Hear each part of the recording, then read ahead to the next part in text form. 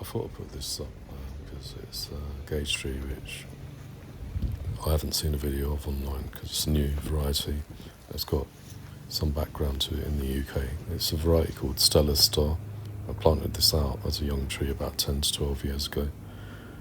It was bred by a famous amateur plant breeder called Hector Harrison, and he named it after his daughter. He was trying to achieve a tree which fruits really well in the UK, spurs really well, and it also was resistant to all sorts of things. And that has actually been my experience of it. Early on, I made the mistake of not thinning it enough because it produces so much fruit.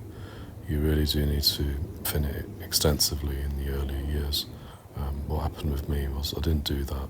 I left about this amount of fruit on it then, and so the new growth, the new branches were very straggly, and the gages the next year were the size of olives. But that was my mistake.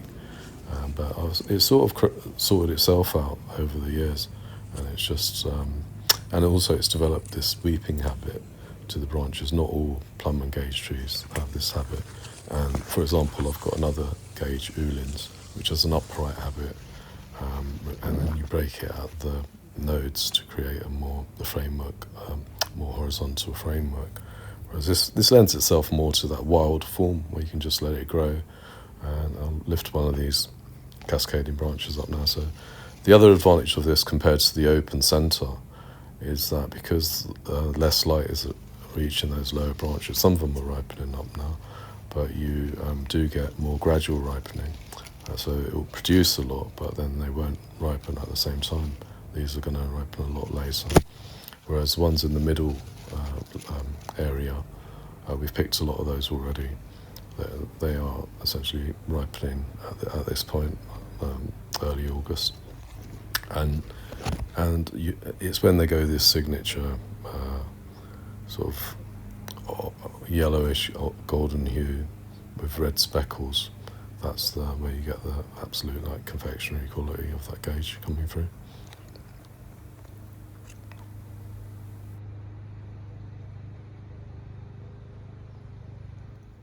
So I thought I'd add this to the end of the clip about the greengage Stella star. It's Damson Merryweather.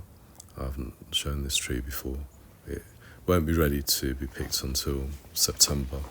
But it's grown in a similar sort of fashion, or its habit lends itself to that wild bush form with the cascading branches.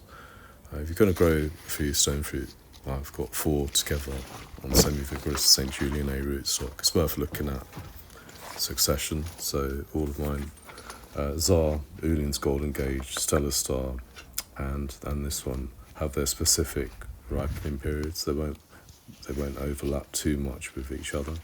Otherwise, you'll end up with a glut of these fruit at the same time.